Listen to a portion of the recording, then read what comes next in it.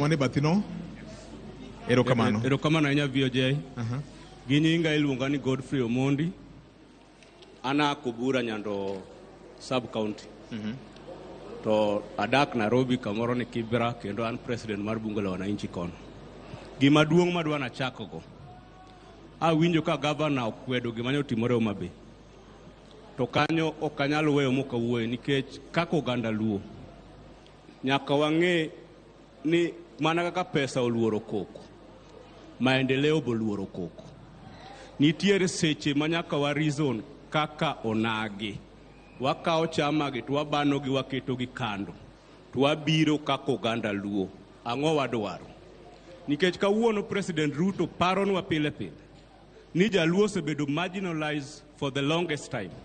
Koro en sama Ruto biro mondo gik maricho manotimnwa chien ka. Thirruok in terms of maendeleo ka mondo koro konywa.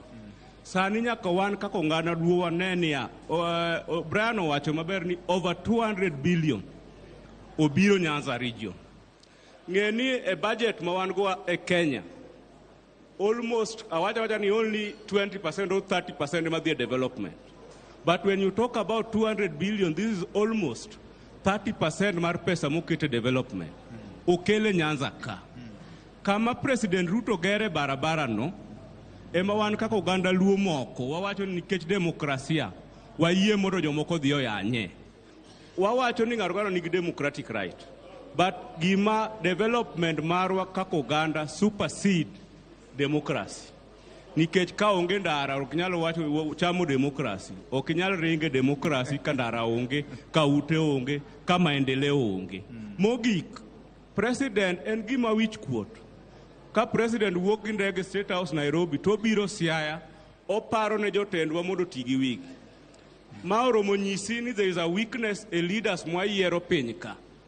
President dhi Nyando mondo mi MP ma Nyando owach ni priority mong'eyo ni kotim ne jonyando nyalo loko ngima jonyando te. Ok owachi sechego ogo tutam to president kadho. Koro gini chakore gi jotelo mwayiero piny ka. Be wang'eyo priorities mag jok ma represent. Ang'o gang'o nikech wan ga aero irrigation scheme. Victor Juma. Aero irrigation scheme osenindo kanyo for the longest time. Kawuono President Ruto nokete pesa mondo bed rehabilitated. Yes. Does that mean ni governors wato kiana aero irrigation scheme ni kanyo? MPs wato kiani aero irrigation scheme oromo pidho jo Kisumu te kata the entire Nyanza. Kore omiyo wakwayo ni kawawuoyo kama President William Samoei osetie.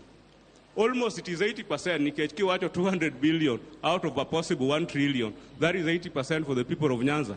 Koro wawacho ni jowa man piny kae jotendwa nyaka tigi wigi. Erokamano ahinya. Mina nyako no jaduong' ni ne obedo chien kocha aduogo iri mondo wakikre nikech wan gi joma mine nyiri kaachiel kod ji e kitengo mopogore opogore.